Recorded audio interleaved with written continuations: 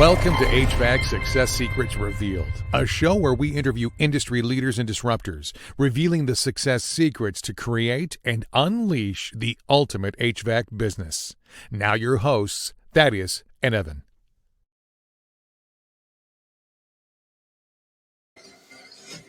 Hey, welcome back to HVAC Success Secrets Revealed, where we have good conversations with good people, and any good conversation worth having is worth having drunk. So cheers, gentlemen. Cheers. I got water, man. I didn't get the memo. Oh, good. You mean you didn't read the emails that I sent? Whiskey Wednesday, my friend. That's all right. You got to stay hydrated. It's all good. Yes. It's okay. I've got my water here beside me, so we're all good. So awesome. Well, welcome to the show today. We've got Josh Crouch. Josh is the owner of Relentless Digital, and he started his HVAC career going on 8 years ago now, working as an accountant, and then jumped into the operations role. He's worked with 3 different companies in that role, helping them grow and scale all to 7 figures. So he knows a thing or two about growing businesses, but now he is running a digital agency. And I know a lot of you are probably like, well, wait, isn't that what you do, Evan? Yeah, it is. But here's the deal. One of our integrity standpoints, core values that we have is we're not going to compete against ourselves. So we're not going to work with a competitor in the market with one of our clients. So when we have another client that wants to reach out and work with us that's from the same market, we refer that business out. And so we wanted to bring Josh on today to chat about marketing and how it is that you can grow your HVAC businesses from 2 different marketing perspectives. So welcome, Josh. Thank you so much for joining us. Yeah, thank you guys for having me. It's I've been following you guys and your show and also the content and videos you guys make, and it's really helpful stuff. So it's definitely refreshing to be talking to someone who doesn't just care about the profits. They actually care about people. And so I'm glad to be part of the show. Thanks for having me on. Awesome. No worries.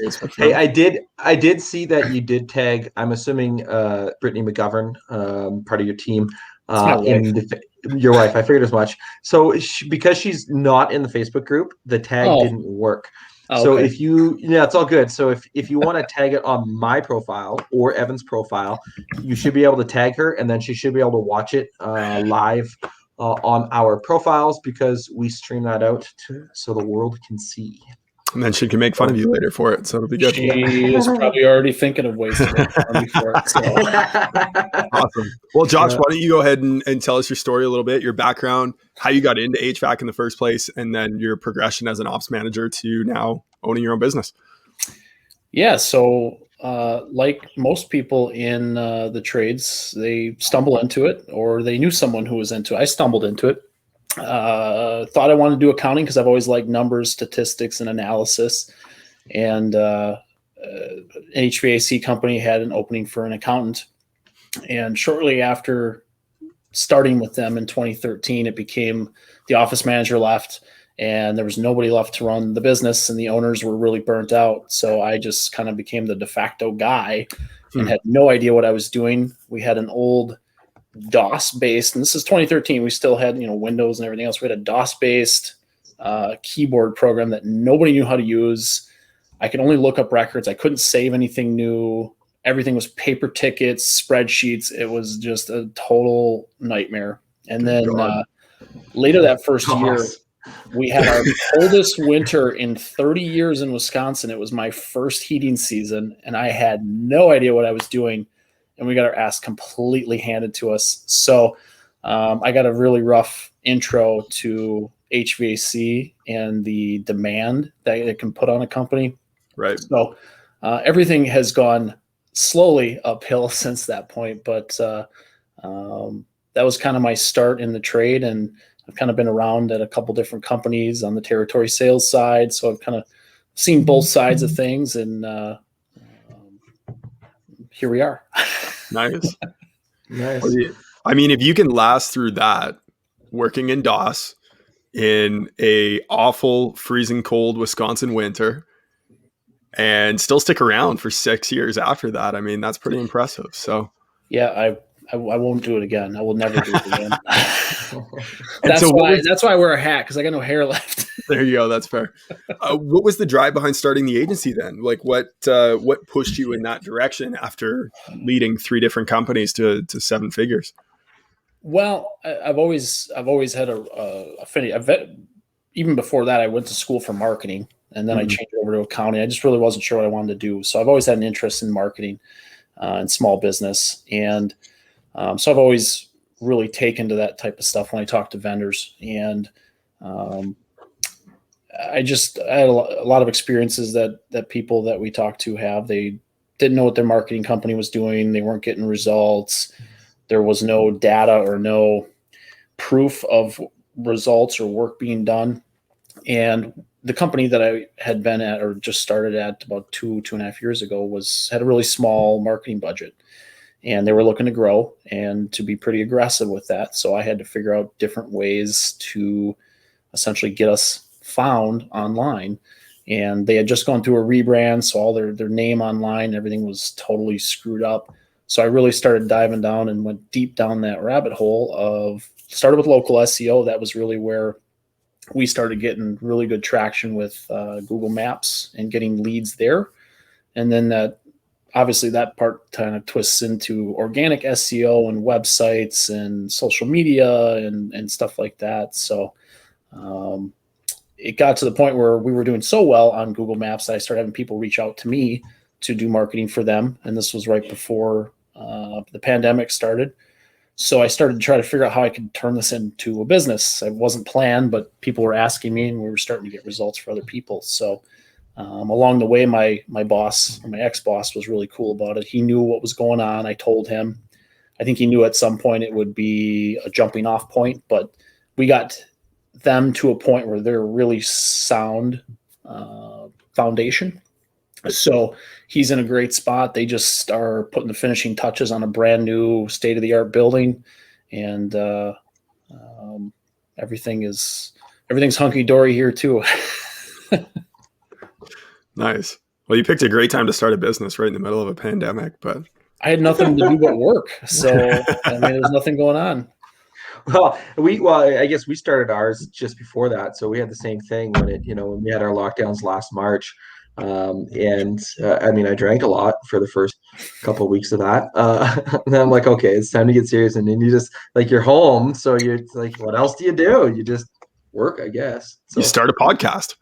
Yeah. It's funny. I actually had a guy who I met who I didn't realize this. I did a podcast episode that's going to drop later for Service Titan. And he's the producer, and, he's from Port Washington, Wisconsin, which is where our HVAC company was. And I met him on LinkedIn, and he lost his job. And so his podcast is called Recruiting Hell. And he started the podcast because of the hell he had to go through trying to find a job with the pandemic and nobody hiring and nobody knowing what the future held and everything else. So it's interesting you say that about starting a podcast, because that's literally the reason he started one. Nice. He lost his job and couldn't find one, so he figured he'd start telling his story and start helping people with job skills and stuff like that. Now he's on his 3rd season, I think. That's awesome. We were just drinking a lot and decided we should just record this and put it online. This is a great idea. It's Wednesday. Let's just. And that's what started out. It was really like, okay, we always had this vision to have this show. And it wasn't even a show at that point. It was literally just a podcast. And so it was Evan and I sitting down on Wednesdays, and we literally just called it Whiskey Wednesday. And we're talking about our agency and what was happening in it. And we're like, okay, well, what's going to actually make people want to watch the show? And let's get some guests on. Let's talk about specific HVAC things. Let's record it live, and let's still drink whiskey. And here we are. So, but you did talk a little bit about staffing, and I know I do want to get into the marketing part of things. But the 2 biggest struggles or stressors of running a business is staffing and marketing. And if you could figure out staffing and always have guys, there's obviously going to be a pretty big shortage. Some people say there's no shortage, some people say there's a big shortage, etc. What are some tips that you've came across in your days as being an ops manager to help hire and recruit and bring new guys into the trade, moreover as techs? So when I first started back in 2013, I always looked for the guy with experience, just like everybody else is doing still to this day. After a certain point, especially with the company I was just recently at, they have an amazing service manager, and the owner of the company has been in the trade for 35 years. So they really know their stuff when it comes to the technical side.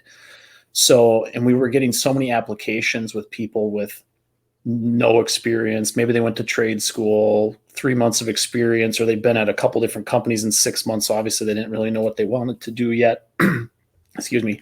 And it's just one of those things that we started taking a risk on someone, and started coming up with a training program. There's some great tools out there, like Interplay Learning is a fantastic tool. They have an entire course that's all online, and you can use like the VR goggles and do your tests and stuff online. So what we did is we took all of their videos and we turned it into a curriculum. And then we took that curriculum, and every single week we gave them assignments, just like you would in school.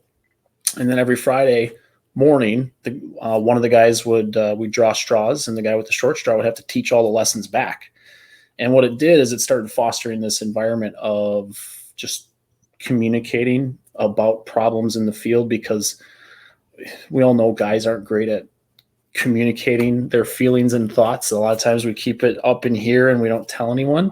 So it started fostering where the guys that had like a year or two of experience were starting to hop in, and they were starting to help out the new guys, and just kind of created this atmosphere where everyone was helping each other and we're all getting better together. And literally the best 2 hires we made several hires over the last 2 years, but the last 2 hires were both fairly green when it comes to, actually one of them was a theater teacher or a theater director at UWM. I mean, that's literally where we found him from, and his contract didn't get renewed, and he has been, this company, you can even look at the reviews, he's one of the best employees we got.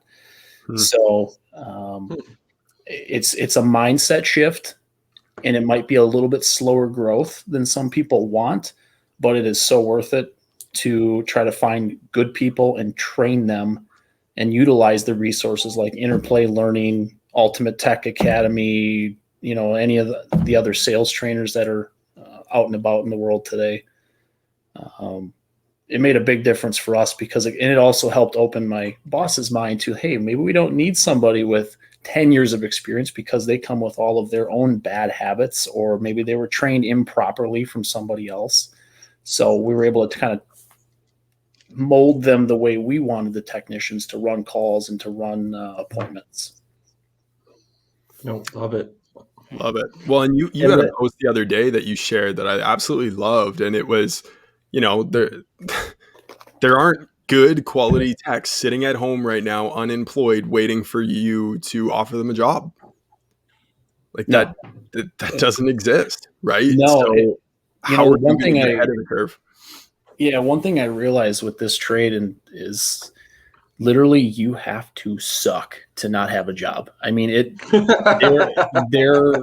you either have to be like just this person that nobody wants to be around, just that ordinary old guy that doesn't want to be around anybody, or nobody wants to be around you, or you just can't physically figure out how to work with tools, because nobody sits at home if they know what they're doing. So the only people that know that are looking are the ones that are unhappy with their boss. So if you don't have a good culture, you don't have those things, you might be able to pick someone off, but most of the time these guys, and they keep them very busy. Most of these guys our guys averaged 45, 50 hours. I think we had one, maybe week and a half or so during like the first 2 weeks of the lockdown, right? Where guys we took, each guy rotated 1 day off. Other than that, these guys never had less than 40 hours. Right. So. No, it makes a lot of sense, man. And I mean, it takes time to develop a solid training program. It's not something that most guys can just fall into. And it's nice that there are tools out there that exist that you can leverage and implement into your business. But you need to have a recruiting strategy that is ongoing and never ending. In my mind, you should never stop hiring. That's looking for quality people. that's the hardest thing is everybody waits, just like for marketing, right? They wait until, oh crap, I don't have any calls. I need to do marketing. It's too late. Good luck. Yeah. It's too late. It's just like to say, I'm too busy. I need a technician. Like you have to see this. You have to know and trust that this stuff is going to come. Yep. And just, you have to hire ahead of time, because otherwise you're always behind the eight ball. And I find that contractors, because they get so immersed in the day to day, they don't forecast and look to the future. They just worry about, hey, what's in front of me today? What fires do I need to put out? I'll worry about tomorrow. Yep. Well, and that's, straight out of the E-Myth, right? The technician, the manager, and the entrepreneur, right? I'm actually going back through the HVAC edition right now from Ken and Mike. So it's, everyone's stuck in that technician's mindset, right? And, well, I don't need them yet. I can handle it. And then by the time it's too late. So now you're turning away work when you should have been hiring in the first place. Yep. So let's transition into the getting and generating work, the marketing component of things, because that's when you get three marketers on a call. We should probably talk about marketing. That's probably what they want to hear about, right? Yeah, it's probably a little bit, right? So they're like, all right, staffing boring. Next, but it's still something that needs to happen. So there's so many questions that I could really start off with here on it, but really, what is?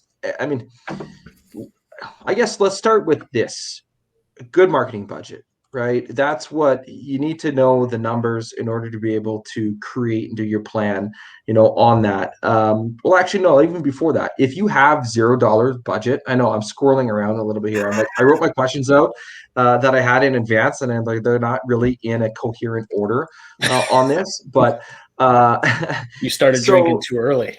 No, actually, I didn't even have a sip until we got onto the show. That's the funny part. But so if a business has zero budget, right? What are some things that they can do, or not a large budget? I mean, every business should have a budget. If they have a very small budget, they're just starting out.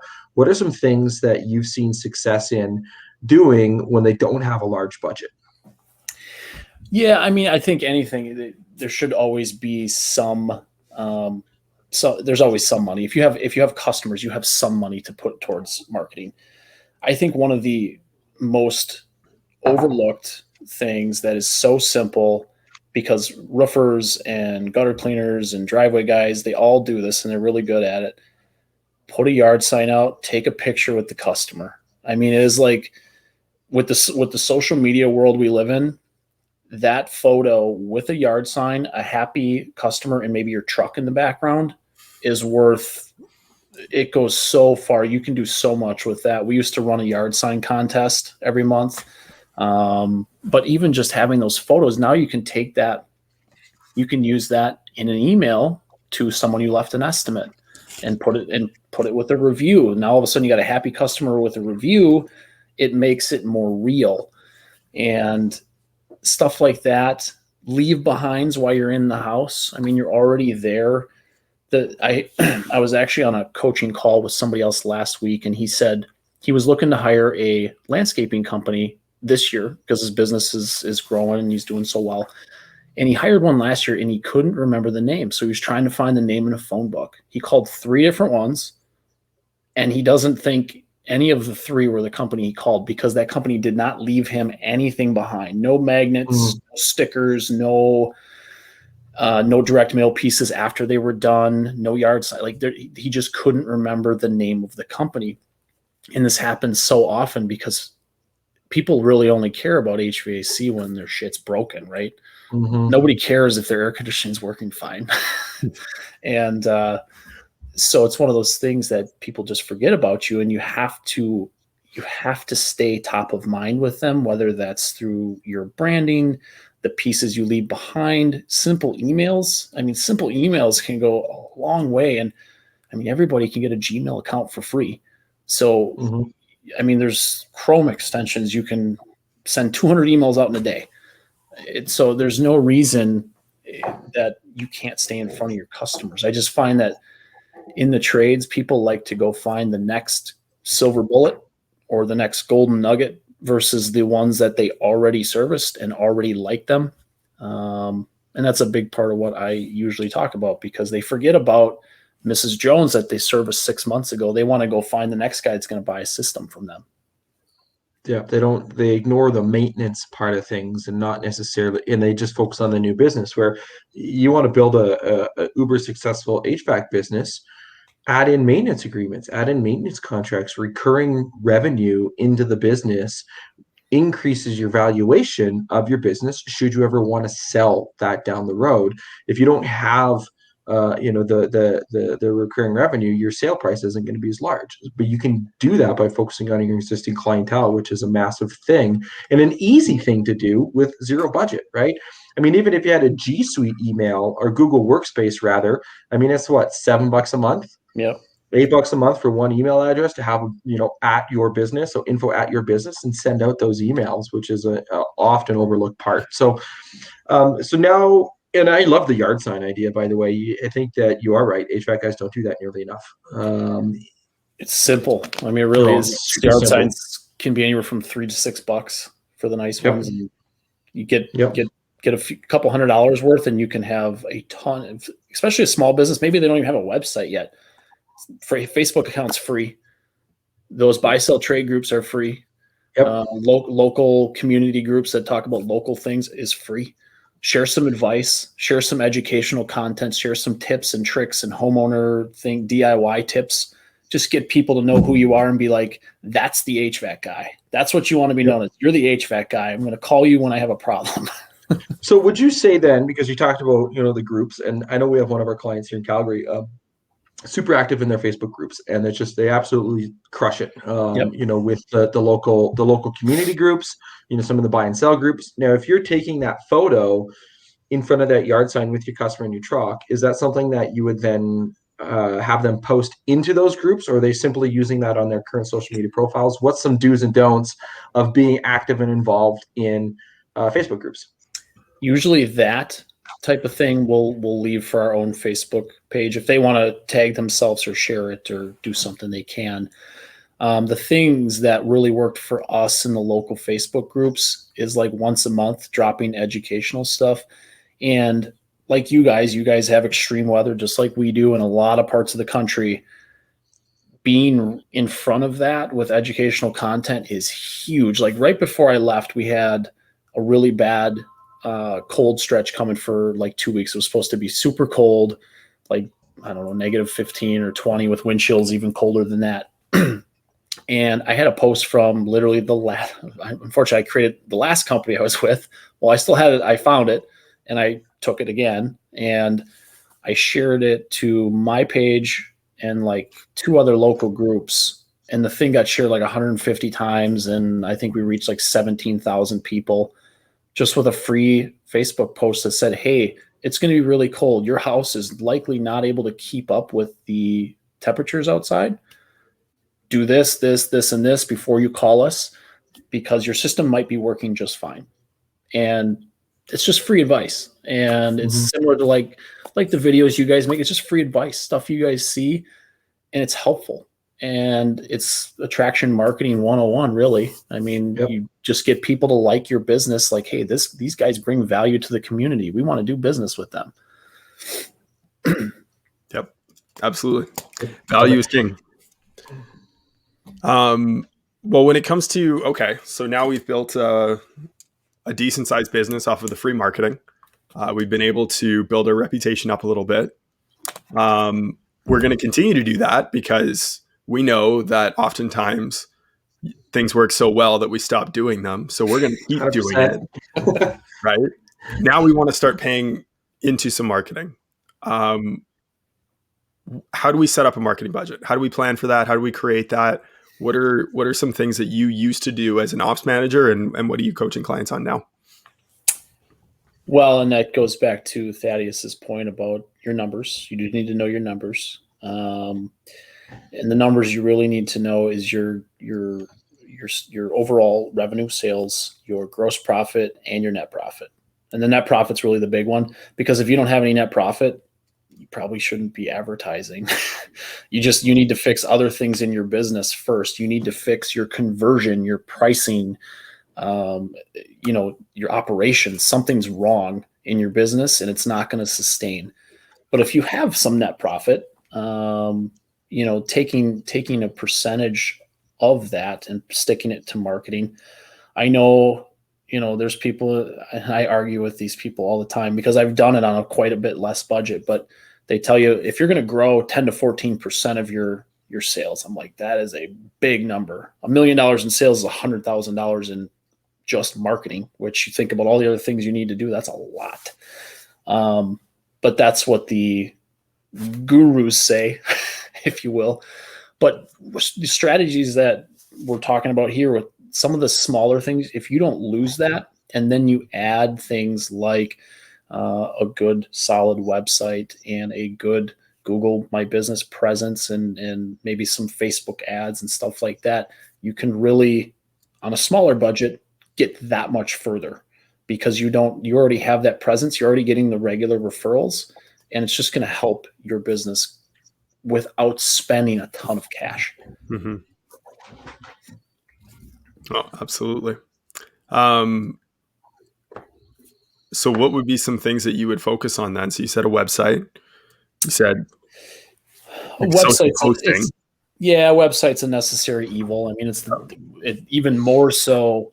I mean, we were already headed this way before the pandemic, and now everything is Zoom meetings. I mean, I literally before this got off with another Zoom meeting. So this is the world we live in.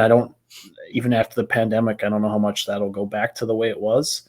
Right. But so a good website, because you got to have something that you own. And I think I've talked about it with both of you guys, or maybe it was just Thaddeus, but make sure you're going to own the website that gets made for you. Oh, make sure you're going to own it. This. I literally just had somebody, actually two people. One, I had to create a 1-page website because he had a mailer, 20,000 piece mailer going out. Well, he didn't know his website, and he ended his contract with this other company. So he has nothing. So I literally had to throw together like a 1-page website just to get it up. So his mailers didn't completely flop. But own your website, know that you own the website and the content. And if you're with a good marketing company that has your best interests at heart, you will own that, and they won't keep it from you. Correct. I'm biting my tongue not to fly off the handle at this. Like, it's completely fucking garbage if you pay somebody to build a website and you do not own that website after. If you are a marketing company and you're happening to be watching this, stop fucking doing that because it's fucking criminal. Like, I'm sorry about I've been trying to rein in my language lately, but literally this topic just drives me to rant because you've literally thousands of dollars you just poured into this website as an owner, and then that company's going to hold it hostage because you stop paying their shitty monthly maintenance fees of whatever dollar to update their WordPress plugins. And if you have a good company, okay, that should be just built into part of the ongoing marketing and such on that. But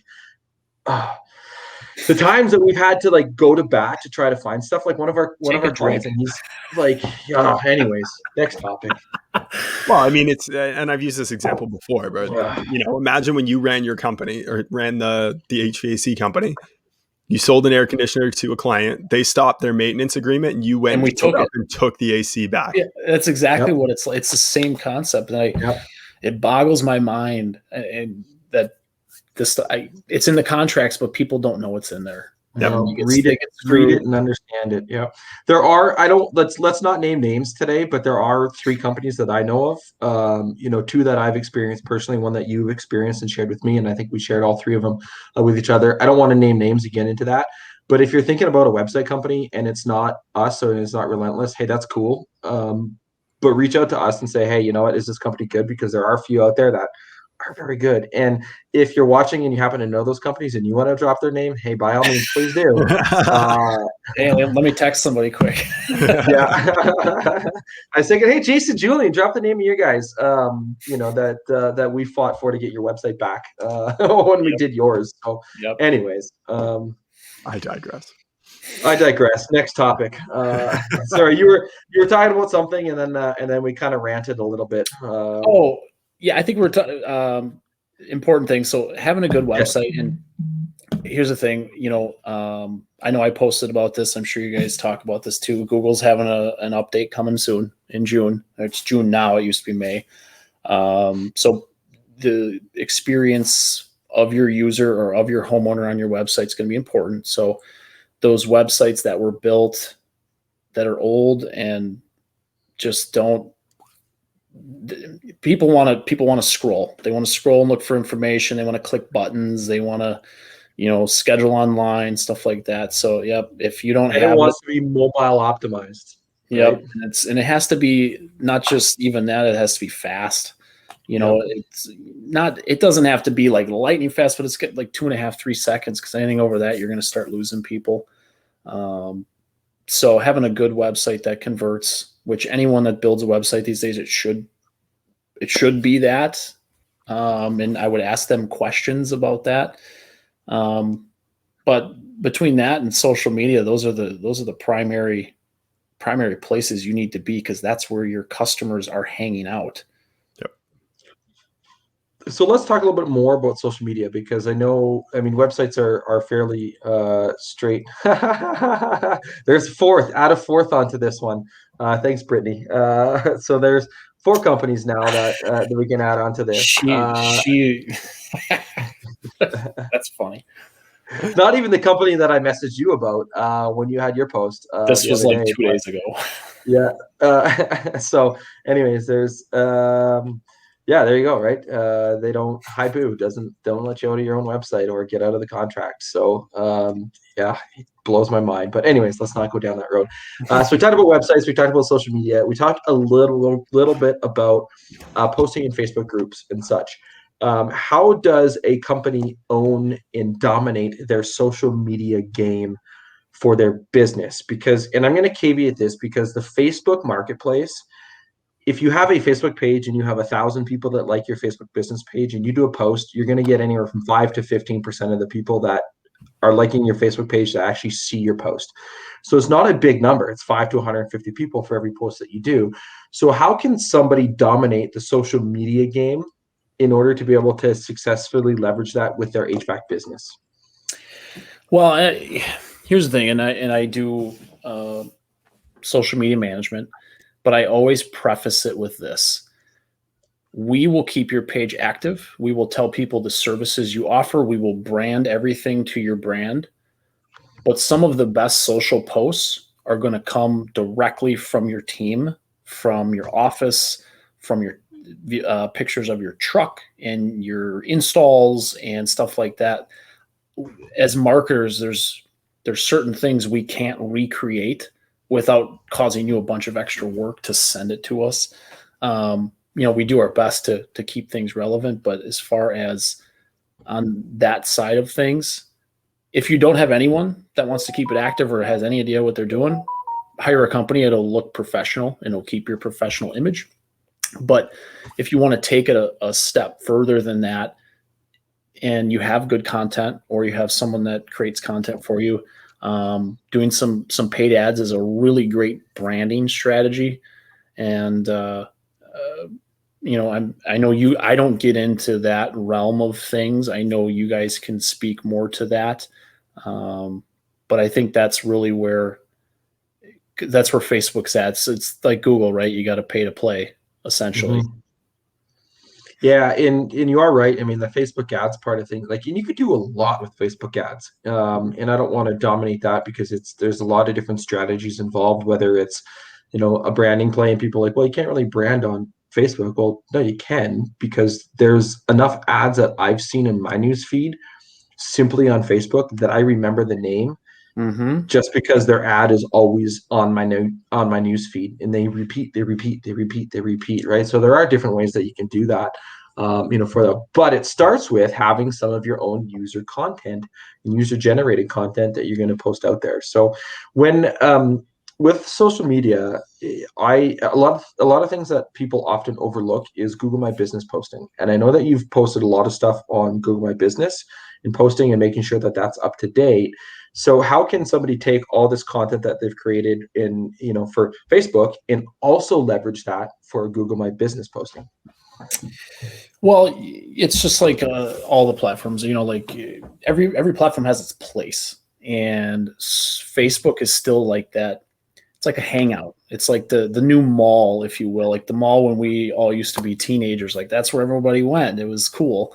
Now it's Facebook and it's Instagram, and TikTok is getting really popular. But with Google, you can take a lot of the same images and turn the content into something more professional, because somebody on Google, they're looking to hire someone. They're not looking to hang out. They're looking, hey, I got a problem, or I'm looking for a solution for something in my life.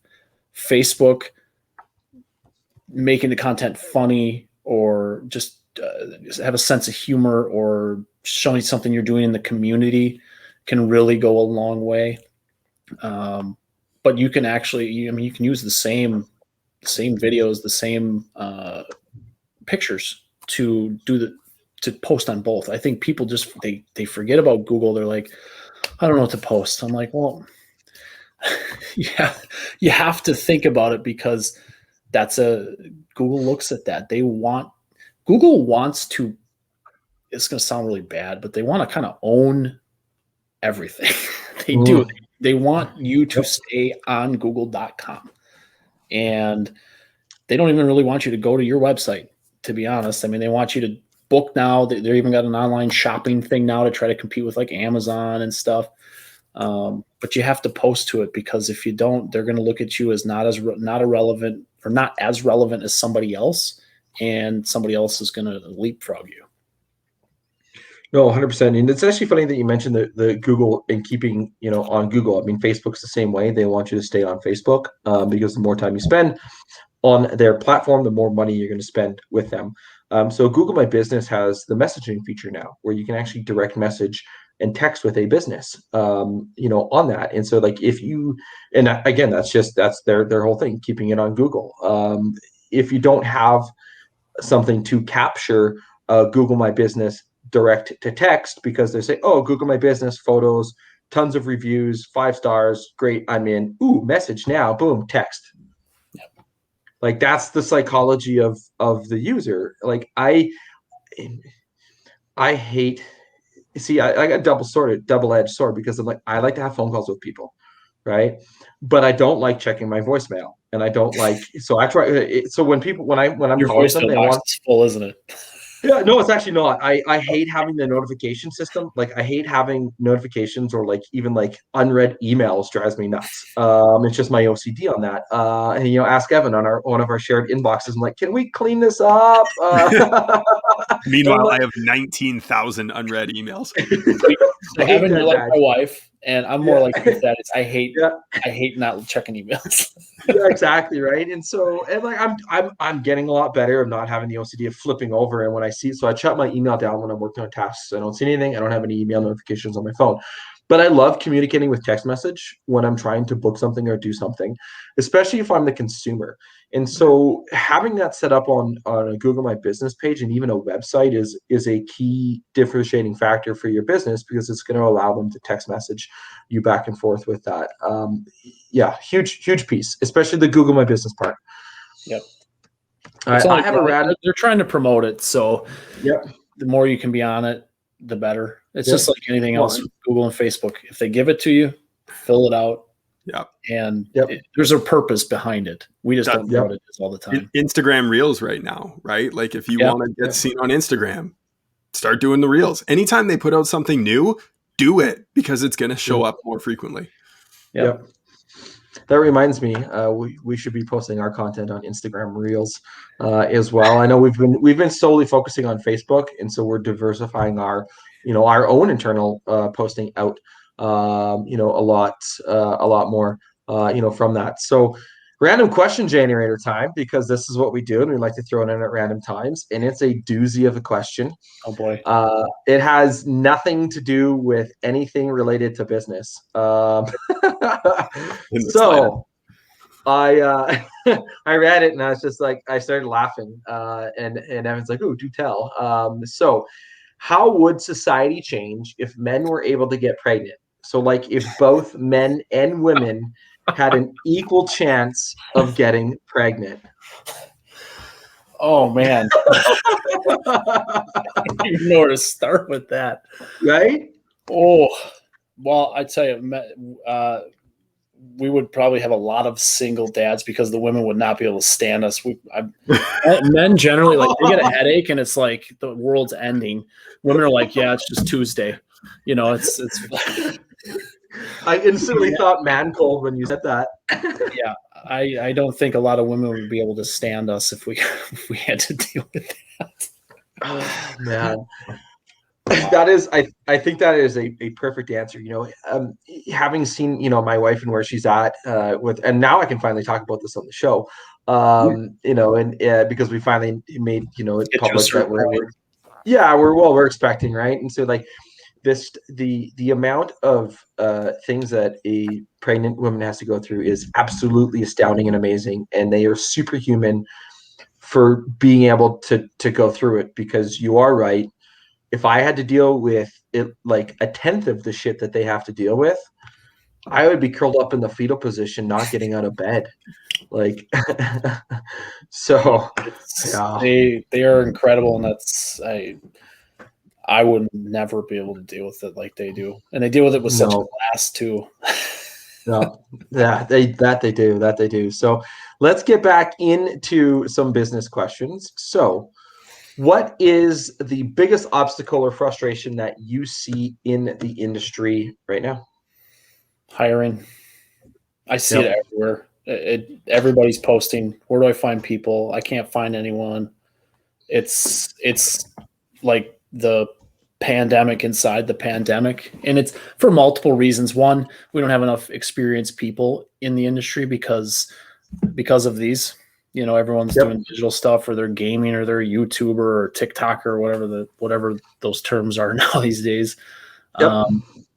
Two, companies don't have a training program in place, and I keep kind of, I guess that's my beating chest moment. It's like, I think I posted about yesterday. Like, you guys have to, the mind has to shift. You have to train new people, or it's just like anything, right? You adapt or die.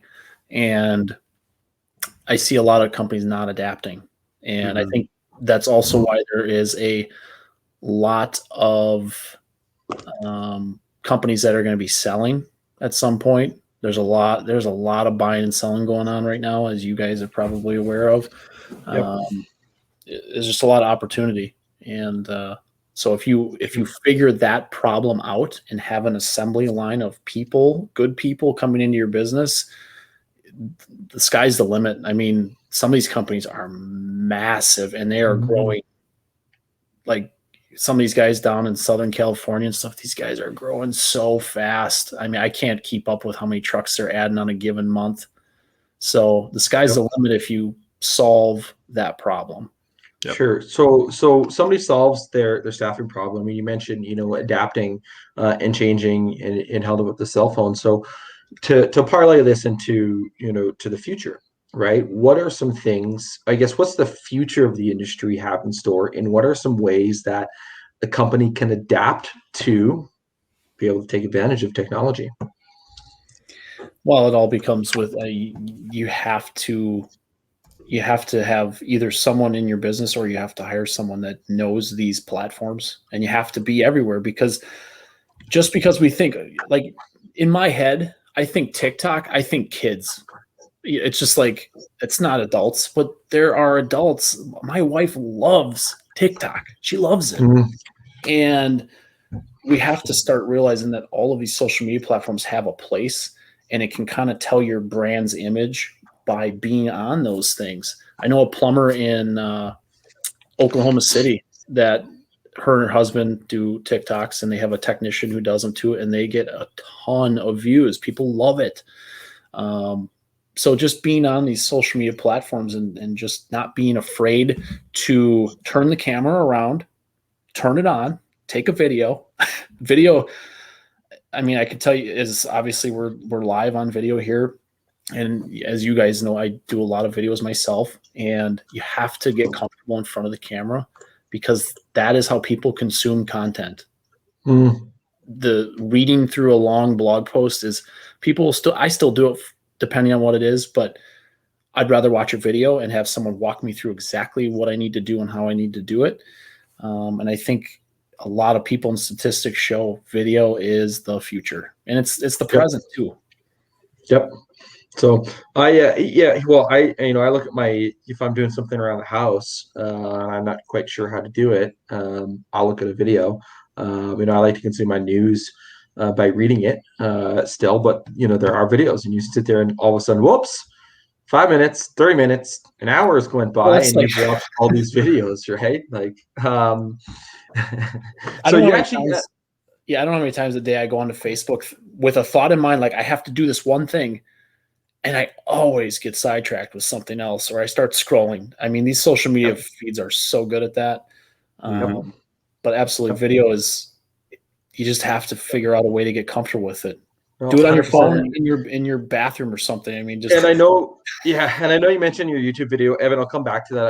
I do want to plug you. I realized I didn't have the ticker going on the bottom the whole time, but I do want to do a little bit of plug on how people can get in touch with you. So you do have a YouTube channel. It's a long number because that's just the way YouTube does it until you get to a certain point and you can brand it. Like, this is literally the number. Like, I'm not even gonna read it off.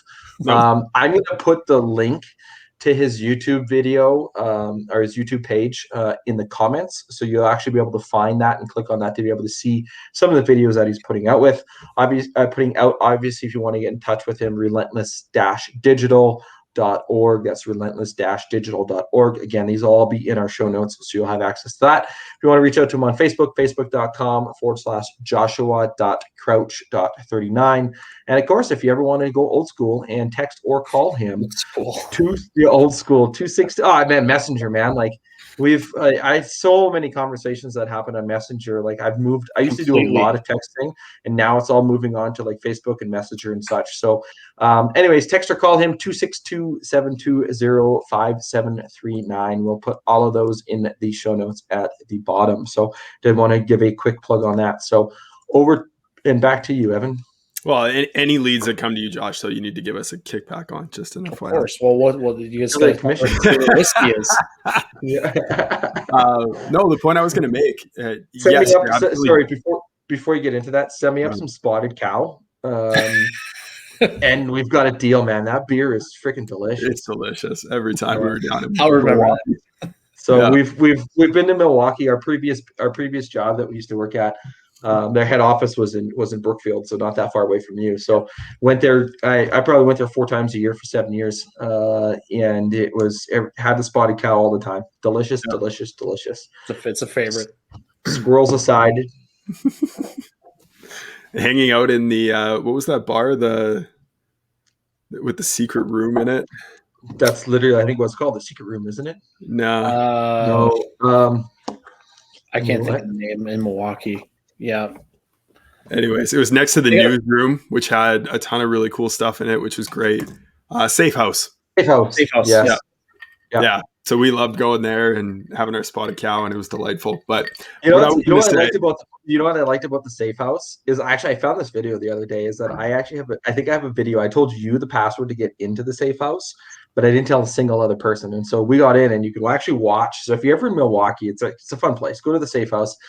I'm not going to tell you the password because that ruins like 99% of the fun. But they got all these little like different rooms. Like, you think you're going to take a piss, and you open up the door, and you're like, "Fuck, brick wall." Okay, I'm not going in there, right? Like, it's just a wild place all around. But they have, if you don't know the password, they'll actually make you do something, and you can watch on a screen what all these people are doing. So like, I think I sat there one time for like 15 minutes, just watched the shenanigans of people not knowing the password to get in. So it's a fun place. Check it out.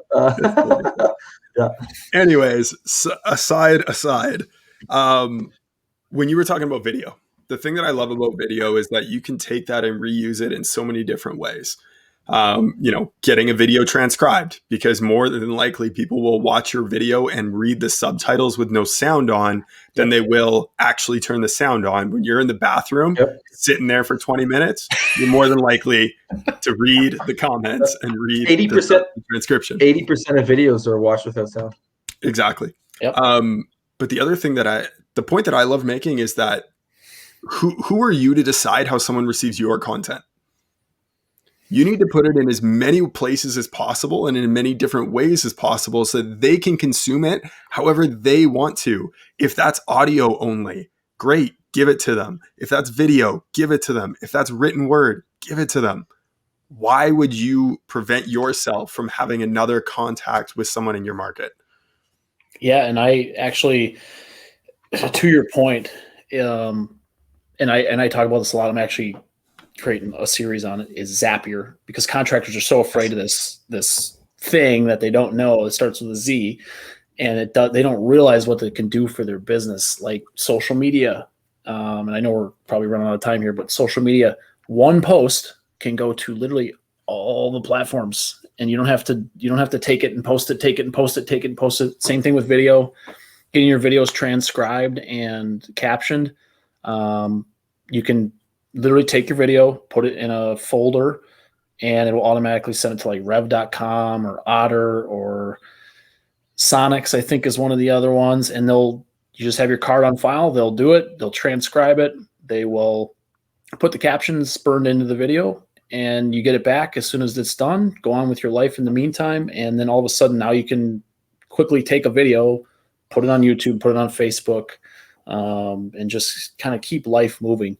There is there's a couple contractors that do a really, really, really nice job with their videos, and they tie it into their blogs on their website, and they rank for a ton of keywords and get a lot of traffic. So I don't have their permission to drop their names, but I do have one because it's our client, and that's Fox Family Heat and Air out in Sacramento. They are doing a fantastic job. Yeah. I also hope that our marketing assistant who's on this call right now took some notes on that particular section. So, Alec, please pay attention. Wicked. So, as we start to wrap up, I know you mentioned the time thing. I mean, we could probably talk for hours. I mean, my bottle of whiskey dictates that, though, in terms of how long we could actually talk for. As we start to transition into that, what? I'm sorry, I was trying to do too many things at once again. Let's do this. What is one question you wished people would ask you more, but don't? Well, and it's something that we've already discussed. I wish they would ask about, will I own this property, website, or the stuff that you make for me? Will I own it? Because without going back into, I mean, it's such a disheartening thing from a marketing perspective when you have to try to pick up the pieces of what somebody had and now they don't have, and then you have to literally start all over. Because it's one thing when you can take an old site, redirect all the URLs to the new site, and it kind of keeps some of that balance from what they had to what they have now. But it's another thing when they literally have nothing. They had a website maybe for a year, 2 years, 3 years, and literally now they got nothing and they have to start all over. So will I own my content? Will I own my website? I wish this question would get asked by everybody that comes in contact with me or you guys. Just ask the question, will I own it? And I already know the answer, but if somebody does business with you, will they own it? Yes. Perfect. I don't have any reason to want your website to myself. So I don't know why somebody would want to. Yeah, okay. Yearly hosting is one thing because you got to pay that no matter where your website's at. But like, it's yours. Yeah. It should be if you want to. someone's website content. Like we'll write fresh content for the next guy. It doesn't matter. Yeah. Like, no, what we want to do with your content is when we have you on SEO, and we're going to continue to add more content via the way of blog posts and adding that to your website. So it continually adds more and more and more. That's what we want to do with your website content. We don't want to own that. Oh yeah, there you go. It's just something to hold you to stay with them. Exactly correct, Anthony. It's just something to like. That's all it is, and it's don't use Ghost Site. There we go. That was one of the other companies. I was not aware of that one.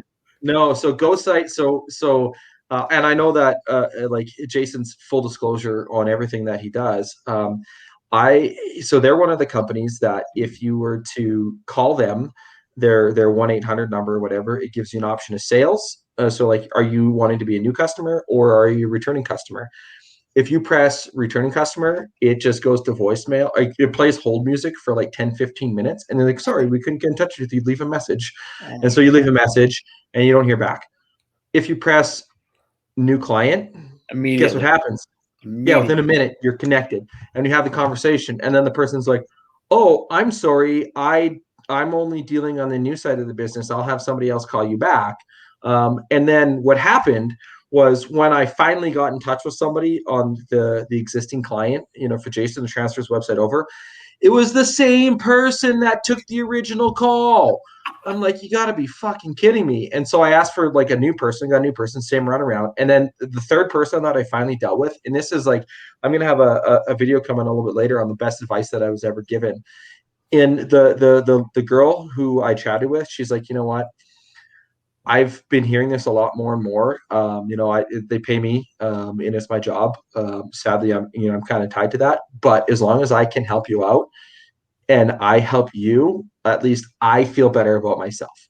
And that was finally had the right human being on the other end of the phone, with that. So, anyways, I digress. Well, that list keeps growing. We might have to start like a black book or a black book. Yeah. So, yeah, we should. Maybe we use the safe house idea for them to get into that Facebook group. Yeah, exactly. What is the password? So name one of the companies that has had a horrible experience that you've had a horrible experience with that you didn't own your shit after. So, and Anthony, I'm glad that Josh is helping you out. I think you and I had some conversations back and forth as well, but Josh is helping you out and going to get you taken care of the right way with that on there. So I will be the first to say thank you, Josh, for taking the time out of your day to sit and chat with us. We will definitely have to have you back on for another episode. And this time you can bring the whiskey or the spotted whiskey, one of the two. So send us it in advance. But again, thank you so much for taking the time out of your day. And until next time, cheers. Awesome. Thanks, guys. No worries. Hey, thanks for watching another episode of HVAC Success Secrets Revealed. Before you go, join our Facebook group, facebook.com/groups/HVAC Revealed. That URL one more time, facebook.com/groups/HVAC Revealed. The other thing, if you took one little golden nugget of information from this show, no matter how big, no matter how small, what we ask is you introduce this show to one person in your contacts list. That's it. That's all we ask. Introduce it to one person in your contacts list so they too can unleash the ultimate HVAC business. Until next time, cheers.